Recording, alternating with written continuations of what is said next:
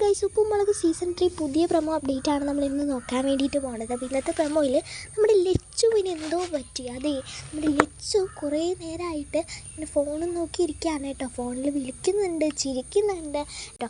അപ്പോൾ നമ്മുടെ കേശുവിനും ശിവയ്ക്കും പാറുവിനും അമ്മായിക്കൊക്കെ എന്താണെന്ന് അറിയത്തില്ല. അപ്പോൾ നമ്മുടെ അമ്മൂമ്മയുണ്ട് കേട്ടോ. അപ്പോൾ അമ്മൂമ്മ എന്താണെന്നൊക്കെ ഫോൺ വാങ്ങിച്ച് ചോദിക്കുന്നുണ്ട്.